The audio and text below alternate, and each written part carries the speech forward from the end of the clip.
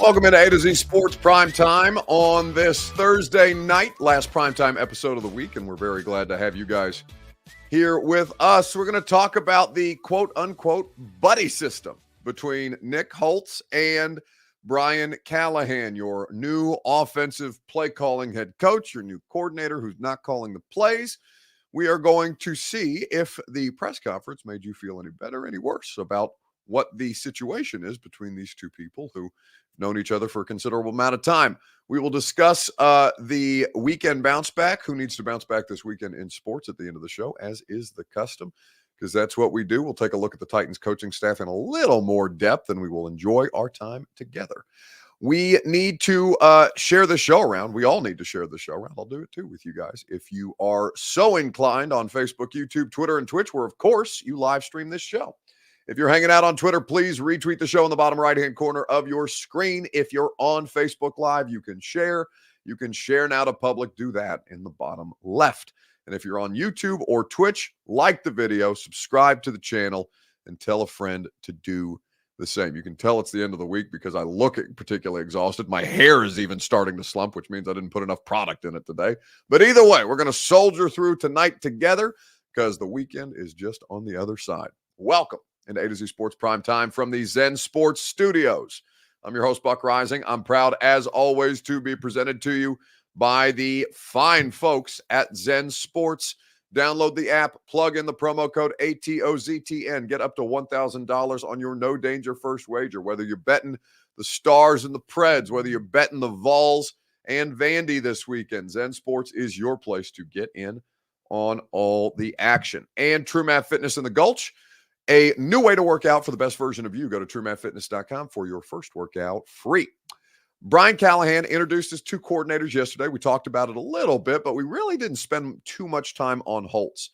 Now, Holtz is going to be an interesting kind of subject or case study for this because it's the first time that, at least in my career, we've covered a situation where an offensive coordinator is not calling the plays. In fact, I think this is the first time that the Titans have had a head coach that will call plays as a part of this, other than unique circumstances like Dean Pease having a medical incident in the press box in Indianapolis a couple of years ago and Mike Vrabel having to do it on the fly. So we'll take a look at these things together. We'll talk about how you feel if you were even bothered by the idea that this was technically a buddy hire with Brian Callahan, which, by the way, is totally okay. And we'll kind of dive into it, but it was a big complaint for a lot of you with Vrabel. And there are links all over the staff, all over Brian Callahan's offensive staff to his time during Denver. Now, Holtz is not one of them. They spent only a year together in Oakland, but it is worth looking at because I do think that the two are going to have a pretty unique dynamic here, at least unique to what we have seen here in previous Titans coaching staffs. So we'll start with your Two Rivers Ford take on Facebook, YouTube, Twitter, and Twitch. That's how you can get involved in the chat there. Why don't you let me know in the comment section how you felt about, did you feel better or worse about the hire of Nick Holtz after yesterday's press conference? Facebook, YouTube, Twitter, and Twitch, like I said, is where you can interact. While you do that, I'll tell you that your Two Rivers Ford take is presented by Two Rivers Ford, quality American-made Ford vehicles and award-winning customer service. Go to Two Rivers Ford in Mount Juliet or online at tworiversford.com. Looking at the press conference yesterday, we learned a lot. It was a long press conference, and we spent a lot of time talking about a variety of different things. But we did go through the process of what it was going to be like for Brian Callahan to call plays and what Nick Holtz's thoughts on Will Levis were. I think that it was interesting to hear him kind of talk about Levis, and I'll play that clip for you now. Given that some of you got into a discussion with me about this last night. A lot of you way over the top, I felt, with the level of expectation that you have just because a new coaching staff has come in for Will Levis. And I think I think that there are raised expectations around here. I think that the expectations have been set through the roof. For no other reason than it's an offensive-minded head coach. It's somebody who's going to call the plays. You basically got a Shanahan, McVay, drone or clone or whatever you want to call them. And that's where the modern NFL is. And that has you guys fired up. That's great. I'm happy for you. But I do think that it's worth kind of taking a second and understanding, no, this is still a situation where they have a lot of work to do, and a lot of work to do with Will Levis in particular, as we discussed yesterday. So to hear Holtz talk about Levis on, well, I guess that also would have been yesterday, on Wednesday, was pretty interesting. This is courtesy of the press conference.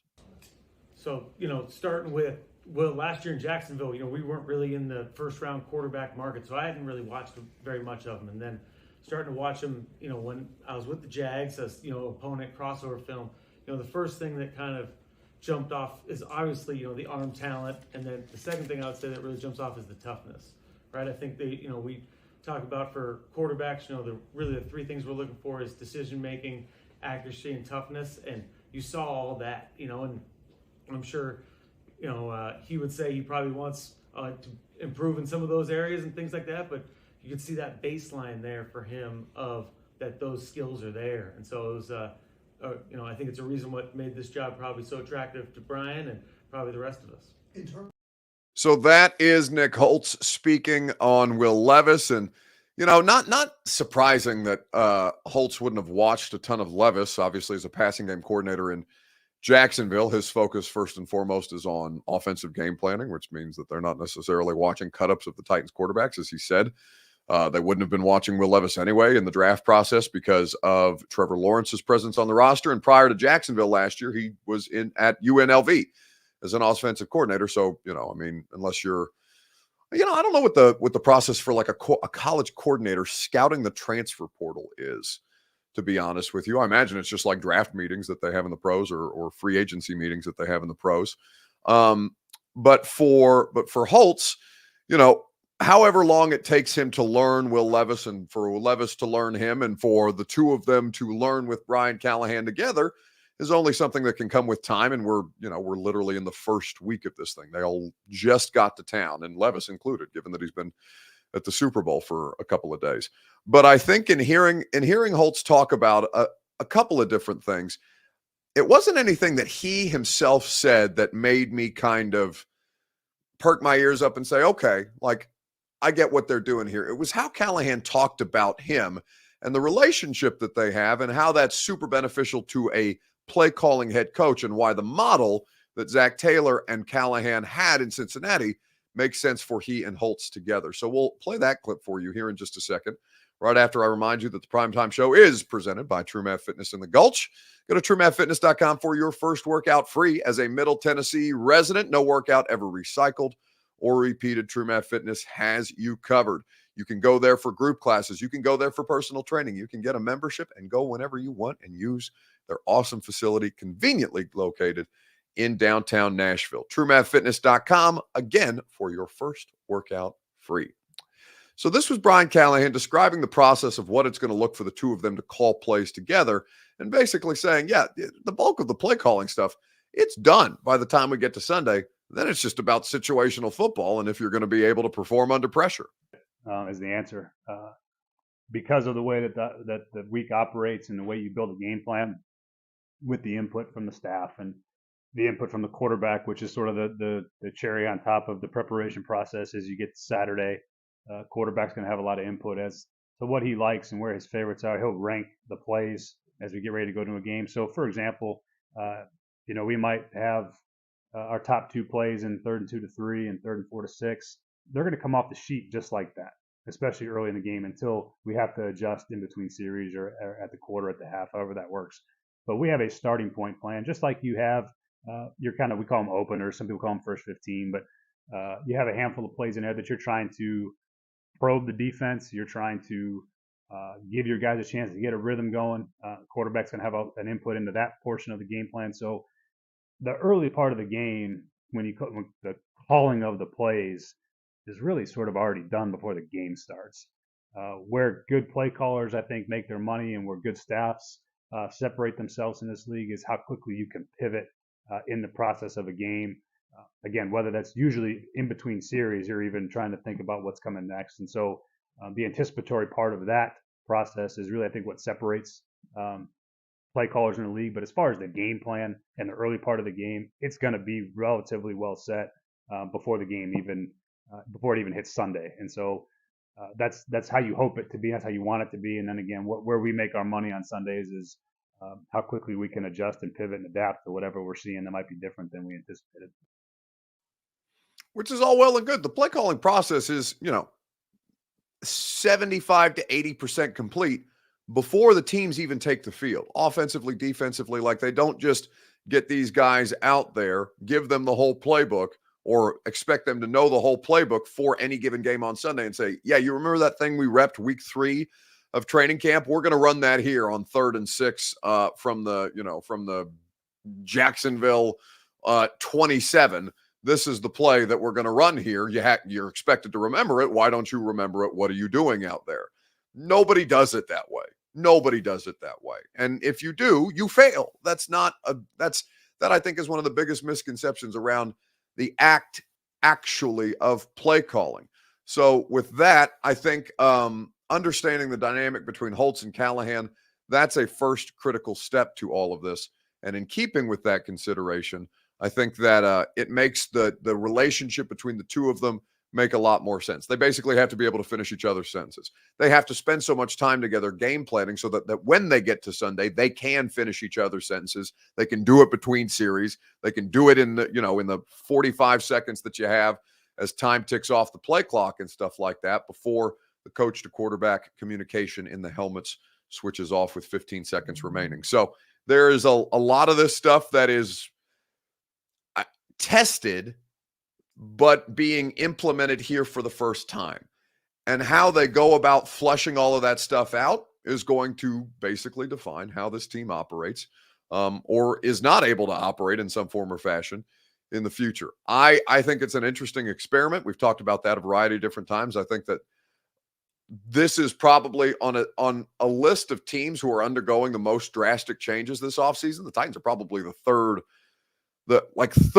on that list. I would say the Commanders, the Chargers, and then the Titans, given what they are going through from a roster and coaching staff standpoint. Those teams are the ones that are going to be the most substantially different. You probably toss Atlanta in there as well, though we'll see. A lot of their personnel has already set. The thing that they need, though, is the quarterback.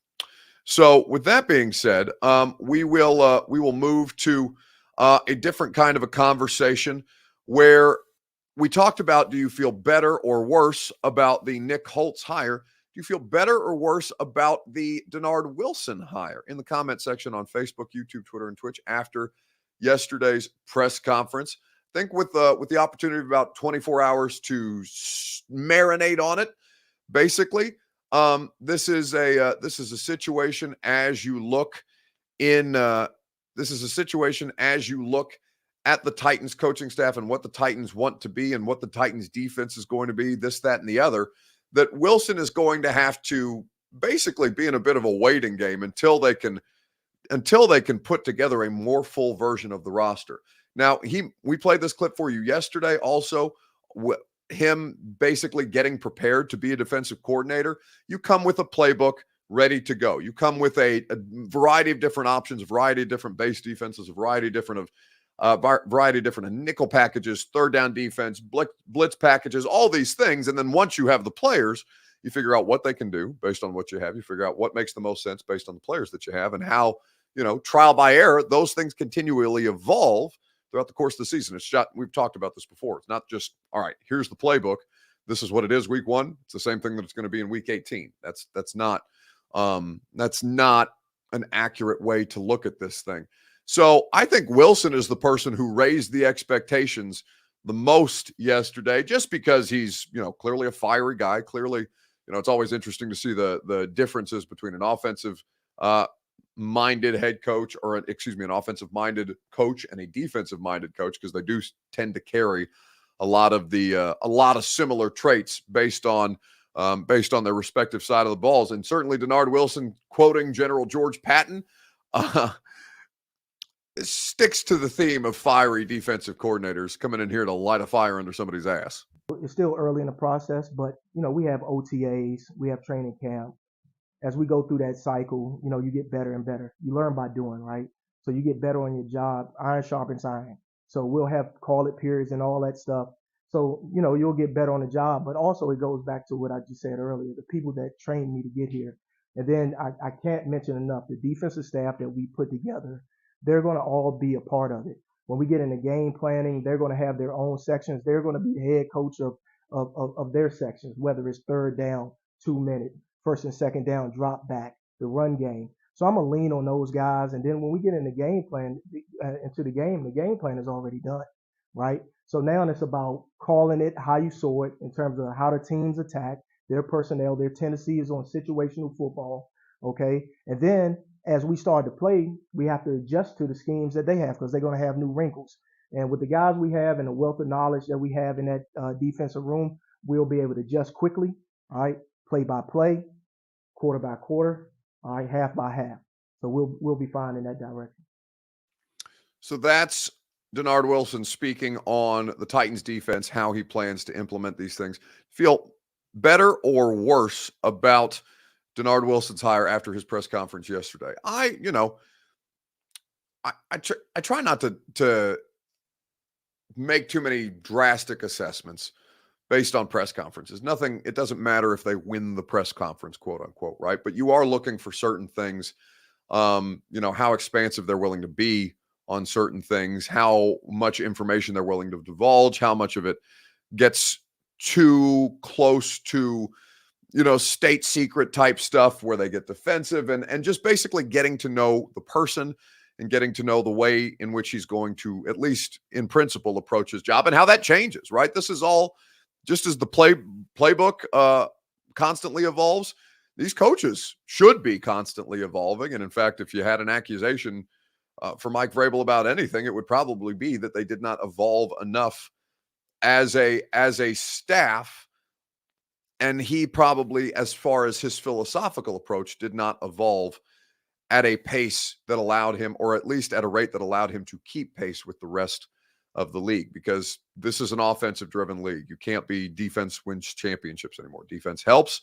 Defense certainly was a big part of Kansas City and San Francisco in the Super Bowl, but what ultimately won the Super Bowl? It wasn't the defense. It was Patrick Mahomes. It was the best quarterback in football.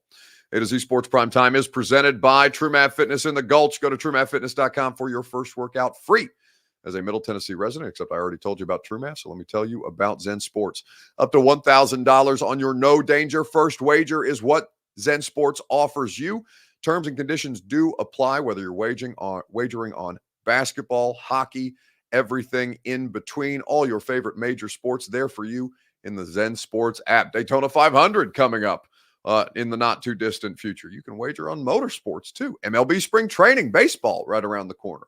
Zen Sports, terms and conditions do apply. Gambling problem, call the Tennessee Red Line 1-800-889-9789. Must be 21 or up in Tennessee to bet. So with that said, let's get into the weekend bounce back. Who needs to bounce back most in sports this weekend? On Facebook, YouTube, Twitter, and Twitch, we'll discuss at length together. There's a lot of different areas that you could go with this, and the place that I continue to come back to, and I don't want to play a video because honestly the visuals are, I don't know, maybe I should have put the video in here of what happened yesterday at the Kansas City Chiefs victory parade. I talked about it a little bit to start the show. I talked about it a little bit to start the radio show, but just the United States of America could use a significant bounce back. The level of national pride that we have, and rightfully so, is all well and good. And I'm as grateful to live in the United States of America as anybody. I am proud of the fact that my parents wanted me to be an American citizen, so they came back here to have me. But it is a distinctly American problem that we seem to have. And I'm not here to present to you any kind of, here's the solution. I'm smart enough to know better than you are. I'm not interested in doing that level of dialogue. I know it's going to break out into a level of discourse. I know there's already people spreading disinformation, politicians spreading disinformation about who the shooters were they illegal aliens, all this different kind of stuff, whatever. It's a uniquely American problem. I just want somebody to do something. I'm basically hopeless about it at this point, which makes me very sad. But that it happens in this country the way that it happens in no other country should, at some point, grip the country to make moves or to vote and make moves to rectify the situation. Gun rights are 100% important. If you're a hunter, if you're an outdoorsman, if you're somebody who enjoys just going out shooting skeet, whatever. Like I'm not a gun owner or anything like that, but I grew up around guns for sure. I've lived in Southern Indiana for a good portion of my life. We have a gun safe, a gun vault in my basement and things like that. My stepdad was in the Marines. Gun safety and training is something that was very, very much emphasized while I was growing up, that we learned how to do. Evansville, Indiana, river bottoms, not any kind of shooting range or anything like that. You guys, I'm a little more redneck than you guys give me credit for. But with all of that, there has to be something, whether it's a mother dying yesterday, as a mother did, whether it's 21 people, including, I think, 12 or 11 children ending up in a hospital because of a shooting situation. And that was all basically within the snap of the fingers, that all that happened in a huge crowd that should have been a celebration. So United States of America and our mass shooting issue is the thing that needs to bounce back the most this weekend. And you can't tell me to stick to sports because, ladies and gentlemen, there is no place more that you could stick your nose in the middle of sports than the Super Bowl champion, defending Super Bowl champion, back-to-back defending Super Bowl champion victory parade. Ridiculous. Anyway, thank you for allowing me to sermonize. I waited till the end of the show to do it. That's going to do it for us tonight. That's going to do it for us this week. I'm not back until Tuesday for radio or primetime, so we'll resume all that. Then we'll see what happens over the course. I'm taking a little bit of a mini vacation. I got a bunch of mini vacations coming up, but we will have you in good hands. We'll make sure that we have continuous coverage for you at A2ZSports.com. Wrote about Brian Callahan and the play calling today. Wrote about Brian Callahan and Bill Callahan at A2ZSports.com. If you did not get enough offensive line coach talk, it's there for you. Make sure you check out the install with Greg Cosell. We talked in great detail about the Super Bowl, how it was won, how it was lost, and what lessons the Titans can learn from that moving forward into the offseason. We also have some pretty cool stuff planned with the install, so I'd go ahead and sign up to subscribe. And before I forget, I'm not hosting the radio show tomorrow. Lucas is going to be me. Lucas has Bonnaroo tickets, though, to give away for you guys because we're planning something really, really cool with the radio show at Bonnaroo, and we want you guys to come hang out. So we've already given, I think, 2 pairs of tickets away to people. We have a 3rd pair of tickets to give away to people tomorrow. So make sure you're listening from 10 to 1 on 104.5 The Zone. Even though yours truly won't be a part of it, Lucas will still get you right. And, Lucas is probably the better host of the show. We have a bit of a role reversal, right? I'm a better person to react to things that a host says than a host who also needs to react. But, it's just the way our dysfunctional little radio show family works, and it works just fine for us. So enjoy Lucas tomorrow. I'm sure he'll take care of you guys. No 615 sessions because, like I said, I'm off Friday. We'll get back into it when I get back on Tuesday, and I will look forward to seeing you guys. Until then.